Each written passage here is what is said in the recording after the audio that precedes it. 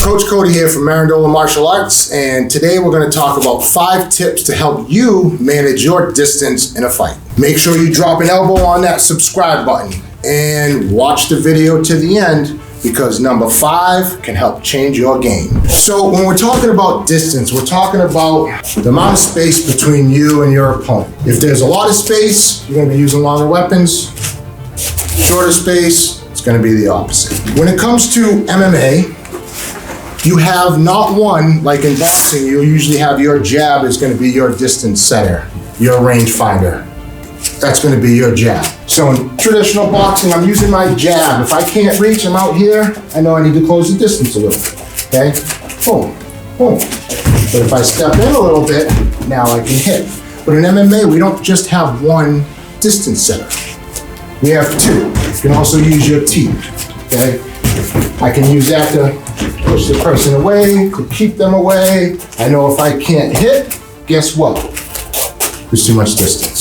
So the first part of this is just understanding that distance, okay? Just being cognitive, just being aware of that distance between you and the opponent. A lot of times when people are in a fight, they're so focused on getting hit, landing punches, they don't move around a lot. You know, they just start winging punches and the other person's winging punches. And a lot of times it comes down to who can land the cleanest punch first, usually knocks the other guy out. But if you can manage that distance, that space between you and the other person, you're gonna be a lot more successful. The whole point of a fight is to inflict damage and not receive any, or receive as little as possible. Just understanding that distance. Using my jab or my teep is what's gonna help you understand that distance. If I'm too far away, as I said before, I can't land that teep, I can't land that jab, I know I need to do something about that. If I'm too close, can't use that teep, can't even straighten my arm out for the jab, I need to create more distance. So just being cognitive, just being aware of your surroundings, aware of where the other person is, aware of where you are, okay? Because a lot of times in ring or cage, you only have a certain amount of space. If you keep backing straight up, you're gonna run out of space to go. All right, part 2, we're gonna talk about closing the distance. So if I'm too far out, you know, fight start, you touch gloves, you know, and usually both fighters retreat just a step or 2 so that they can start moving around and start judging that distance between them and the other person. Okay, rarely have I seen fights where guys touch gloves and they stand and just start winging. Does it happen? Of course, but not extremely often, not with seasoned fighters anyway. A lot of times when people close distance, what they do is they forget to bring their back foot with them, which leaves them out of position and off balance. I'll demonstrate. If I'm gonna try to step in with a jab, and I don't bring that back foot with me, I'm more in like a karate stance, karate basic stance. From this stance, I'm too linear. I don't really have a lot of balance side to side. And I can't really throw anything with any power here because my back foot is so far away, I'm not gonna be able to generate any force. So when I step in, what I wanna do is bring my back foot with me. So as I step in with that jab, I slide that back foot with me. In MMA, I like to do what's called a step slide, where I actually slide that foot on the canvas or on the ground. Keep that connection to the ground. The connection to the ground is where we get our source of power and balance from. It's where we get our kinetic energy from. If my back foot's off the ground and I go to throw a punch, I'm not really gonna have any steam on it. So when I step in with that jab, I wanna bring that back foot with me. In traditional boxing, it's actually a step.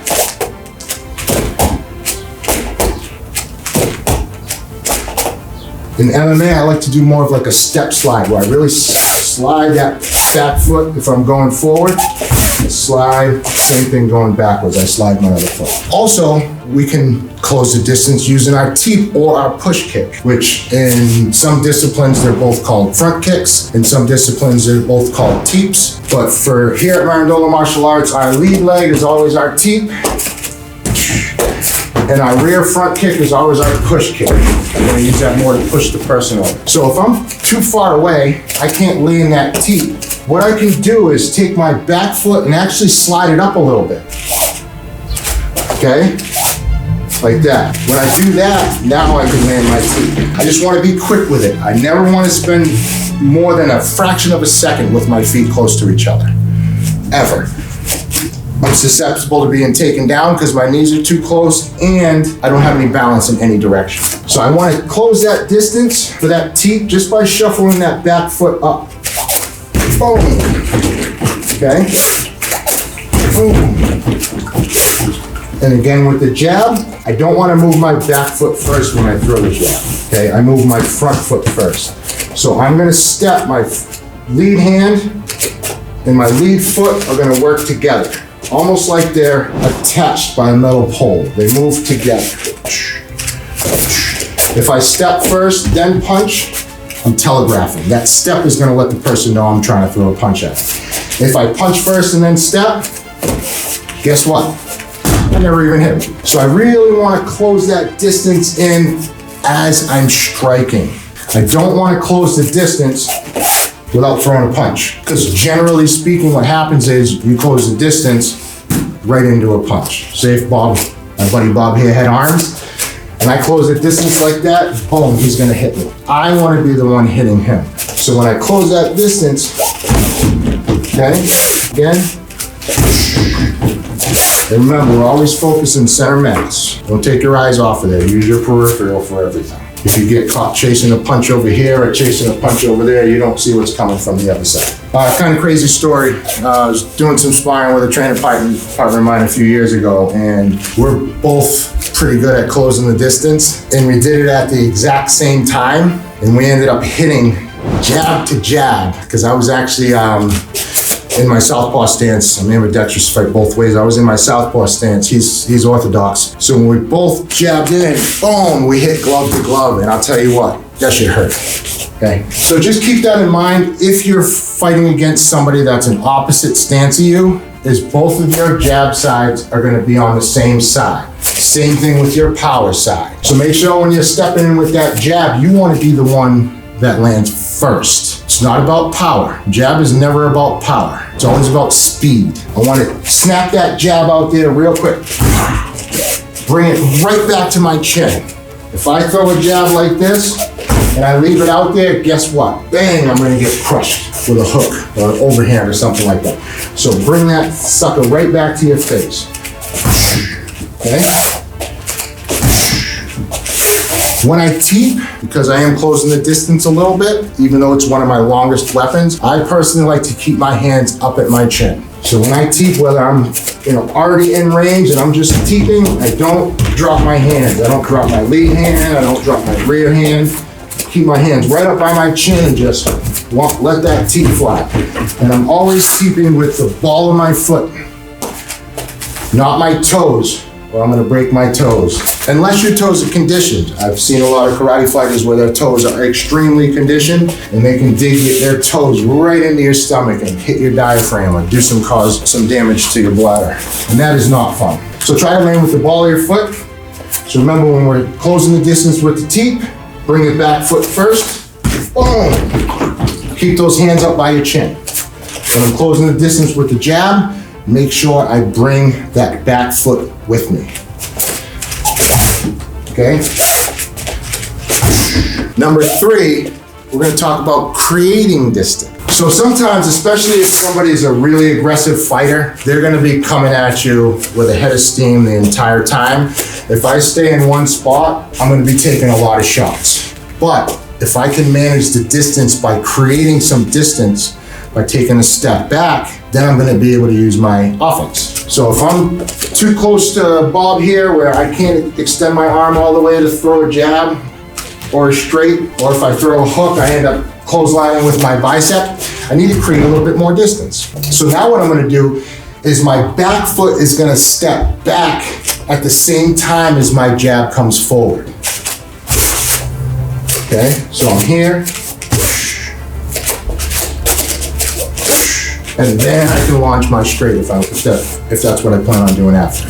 When you're creating distance, when you are backing up, I like to have a rule: 1 step back, then you gotta go east to west.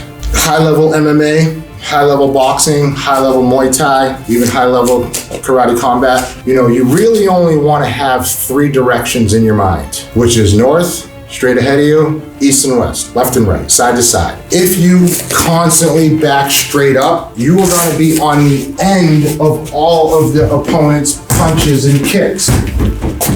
And you're going to run out of place to go. You're going to hit the ropes. You're going to hit the cage. If this were the street, it could be a car. It could be a wall at Walmart. It could be lockers at school. It could be a desk in the classroom. It could be anything. We don't have eyes in the back of our head. So if you keep backing up straight, you could trip over something. When I was a kid, I had a little bit of problem with some of the, I will say friends, because we have been friends for a really long time. But at the time when we were young, 7, 8 years old, we didn't get along so much. And I remember one time, one of them wanted to fight me at the bus stop. So I'm standing there ready to fight, no idea what I'm doing. I could hit hard, yeah, but I had no idea what I was doing when I was that young. And I didn't notice one of his friends crouched down behind me like this. So he just went like he was gonna throw a punch, didn't even throw a punch, he just feinted. I went to step back, and because I couldn't, I ended up falling and hitting my head and busting it open, and then I got stomped by all 3 kids at the bus stop. So remember, we do not have eyes in the back of our head. We can't tell what's behind us. So you need to be able to move in the field of vision that you have, which is in front of you and to the sides. So when I'm taking that step back with that jab and the person's coming forward, when I launch that straight punch, that power punch, a lot of times they're gonna move into it. And then you get what's called the car crash effect. So if you have 2 cars traveling at each other at 80 mile an hour, boom, that's a 160 mile an hour car accident because it's amplified. If one car is sitting still and the other car is going 80, boom, that's an 80 mile an hour car accident. However, if both cars are traveling in the same direction and one car is going 70 and the other car is going 80 and maybe he's texting on his phone like an idiot and he bumps into the back of the other car, that's only going to be a 10 mile an hour bump, even though you're going 70 and 80 mile an hour. Could that be catastrophic? Absolutely, absolutely. You catch the corner of the car, kind of like a pit maneuver that the police do, your ass end swings out, you start barrel rolling, or God forbid, crash into somebody else, and then everybody dies. So the point of the story is try to draw the person into you when you're taking that step back, and then fire right straight down the pipe. Shortest distance between 2 points is a straight line, not a circle. So if your opponent's coming at you wild with hooks, you take that step back with your jab, come straight down the pipe with 2, okay? So again, I'm gonna demonstrate, take a step back, 2. So now let's talk about creating distance to use our teep and our push kick. So if I'm too close to Bob here, I can't throw a teep. I can't even get my foot up high enough to be able to hit him in the stomach. I need to be able to take a step back first. So I take a step back and then I bring my front foot a little bit further than I would if I was gonna throw a punch. So if I'm gonna throw a punch, I bring it to where I'm in my boxing stance, I throw my punch. But if I'm gonna use my feet, if I'm gonna throw a teep, I want to bring it in a little bit closer and stay on the ball of my foot like this. I don't want to plant my foot all the way to the ground. I want to stay up like this, and then I can launch my teep up. So again, I'm too close here. I can't throw my teep. I'm trying to create some distance. I'm going to take that step back. And also when I do that, I use what's called a frame, meaning if I didn't have a glove on, my fingers would be pointing straight up in the air, my palm towards the person, not like this, okay? I don't want to poke my opponent in the eye in a professional fight or an amateur fight. It's against the rules. In the street's completely different, but we already talked about that. So I want to back up with what's called a frame. I want to frame my lead arm out to keep the person away from me a little bit so I still have that room to throw that teep. Because if I just back up and they move with me and I'm not keeping them back, I'm still not going to be able to throw that teep. So I want to frame, make sure that my heel is off the ground, okay? Frame, launch that teep. Frame, launch that teep. Frame, launch that teep. Now you can easily follow that up with a push kick to get the person way away from you. Push kicks work extremely well in the street as well. Okay, if somebody comes at you all crazy throwing haymakers, you can just send them flying, okay? I'm gonna try not to do this too hard so I don't knock Bob over every time I do this. So what I'm gonna do is I'm still gonna back up with the frame. I might even throw my teeth to keep them at distance, but then I'm gonna launch that push kick and send them flying. So back up with the frame, throw the teeth, maybe the teeth doesn't even land, that's okay. Because when I step forward for that push kick, I will have the range to be able to land that strike. One thing that's really important when you're throwing a push kick or when you're doing a front kick with your rear leg is I don't throw it and put it back where it was. My body weight never moved forward. I don't have enough weight to push the person back. I might as well just throw the teeth if I'm just gonna put it back where it was. Very similar. I wanna land with that foot forward. Boom! Okay? And then depending on how they react, if I push them far enough away, I can easily take a step forward to get back to my comfortable stance. If I'm ambidextrous, I can throw some combinations from the left stance, that's fine too. That's why it's important to train both sides. Or say the person's a mountain, they're huge, I throw that push kick, they barely move, then I want to take a step back to get back to my natural stance. The fourth thing we're going to talk about is using your angles to control the distance. That's that east and west we were talking about. That's that left and right. Remember, you keep backing straight up, you gotta run out of place to go. But if I take that short step back, and then I angle off to one direction or the other, now Bob is still facing in the wrong direction. He's gonna be throwing all of his strikes to where I was. Well, guess what? I'm not there anymore. I'm gonna be hitting Bob, and he's gonna be facing the wrong direction. Same thing if I go in the other direction. So take that step back, back up with my frame, then back up with my jab. I'm gonna take a step in the other direction. Now again, Bob's facing the wrong direction, I'm facing him. Boom. I can cause a lot of damage there. Here's the thing that you gotta really, really pay attention to and practice and be conscious of. Whoever's lead foot controls the outside of the opposite person's stance, your opponent's stance, is controlling the fight at that time. Meaning, if I just pivot and I don't clear my foot outside of his stance, yes, I cut the angle, but I'm entirely too close. Same thing if I go the other way. If I just pivot, I'm entirely too close to throw punches and kicks. However, good range for knees and elbows. So just keep that in mind. I want to be the Earth orbiting the sun. I don't want to be the sun wondering where the Earth went. I don't want to be the guy who goes, where did he go? Where did he go? Just like almost every single opponent Vasily Lomachenko has ever fought. Where did he go? Oh, he's behind me. Oh, nope, he's over there. Oh, nope, I got him. Oh, nope, he's gone. You want to be the one moving. You want to be the one orbiting. You don't want to be the one that's stationary, okay? Because as I'm orbiting, when I clear my front foot outside of his foot line, now I can land all of my long, my hard strikes, okay? Then when he tries to readjust and face me, that's when I can come back to the other direction. Bang, smash, smash. And then when he tries to readjust again, guess what? I might go more in this direction. Boom, boom, bang. And if he tries to readjust again, I can go back the other way. You want to try to randomize it as much as you can. And that is built in practice in the gym, in the dojo, in the training facility, wherever you train your martial arts. You don't want to be too pattern heavy. I don't want to always go to the same side every time. Of course, I want to try to stay away from their power side as much as possible. So that's going to kind of lead me towards a certain direction of where I want to go. But if I only pivot in that direction, he's gonna start getting hip to it, and he's gonna be able to counter with a check hook or with a nice hard knee if I get too close, or a really brutal kick if I keep circling in that one direction, one direction, one direction. Same thing when I slip punches. I don't wanna just slip punches in one direction, one direction, one direction, because they're gonna time when my head's over here and crack me. I wanna be able to use both sides, make it random. Sometimes I tell my students when they're using the head movement is to draw shapes, spell your name, numbers, anything that can randomize your head movement. If I just windshield wipe and just side to side, I'm gonna be easily timed when I'm on one side or the other. But if I'm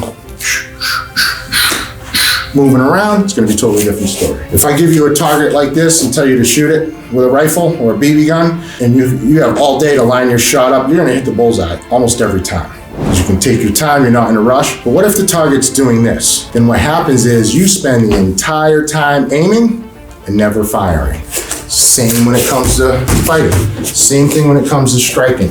You want the person to be trying to find where you are and trying to load up on their punches and trying to land on you. Meanwhile, and I did say trying, meanwhile, you're hitting them the entire time, okay? So again, be the sun. Be the Earth orbiting the sun. Don't be the sun wondering where the Earth went. All right, here we are. Number 5. I'm glad you stayed. I'm glad you stuck with us for this little journey of ours here today.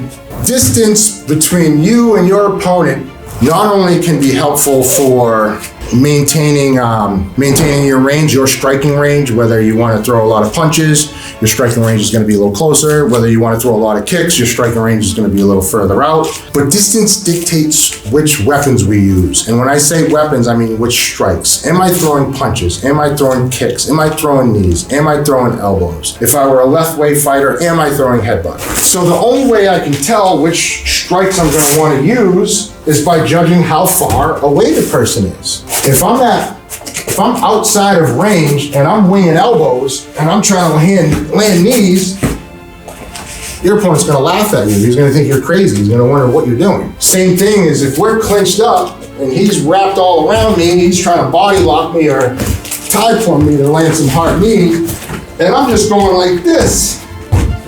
Again, he's gonna think I'm crazy. He's gonna take me down and put me on my butt, probably elbow me a few times in the face.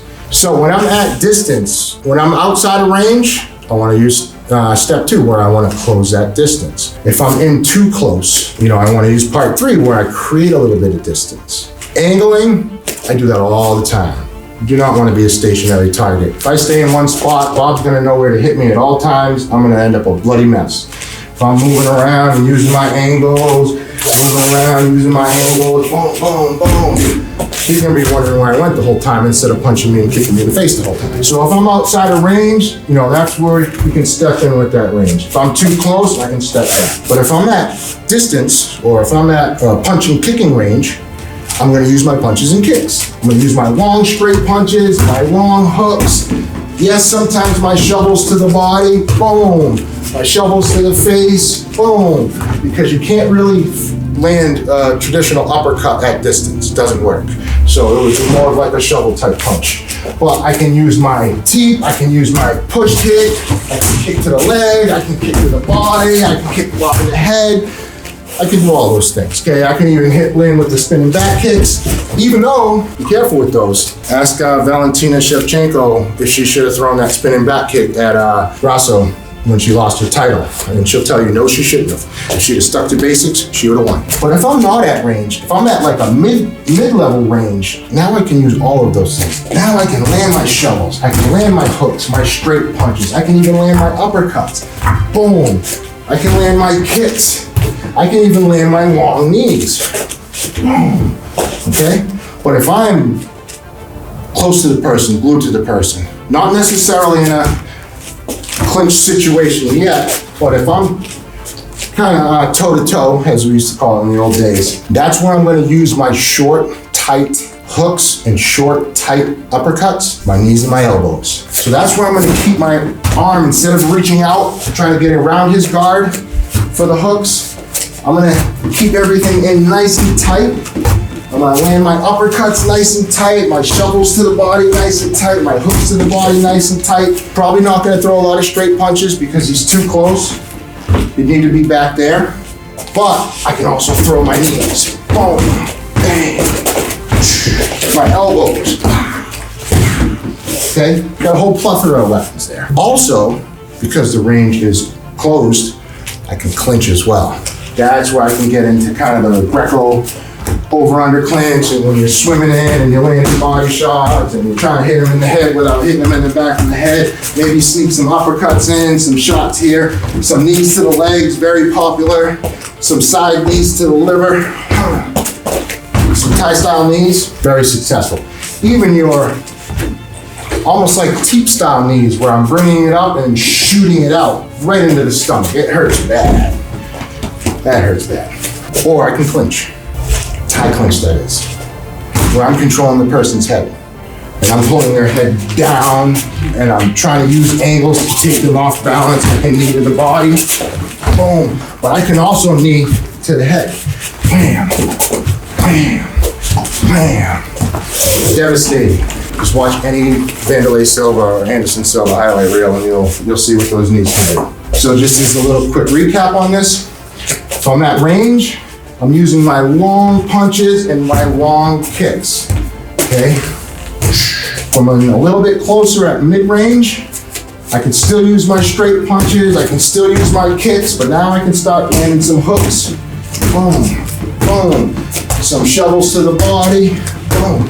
Shovels to the head, so forth and so on. Long uppercuts, which is what I call a shovel. From in tight, short hooks, short uppercuts, everything's in nice and tight. Protect that body. Knees, elbows, smash, smash, smash, smash. Use all your weapons. You know, even if you're coming from a boxing background, you're getting into MMA, practice kicks. If you're from a karate or taekwondo background coming into MMA, practice your punches. If you're a traditional Muay Thai coming into MMA, learn how to sit down on your punches. We call that taking a poop. Throw your punches, boom. Then hips forward when you're throwing your kicks and your knees and stuff. We call that taking a pee. Thank you for watching. Don't forget to drop that elbow on that subscribe button. Like the video if you liked it. Drop a comment if you have any questions. We'll try to answer the best that we can. And I will see you on the next video.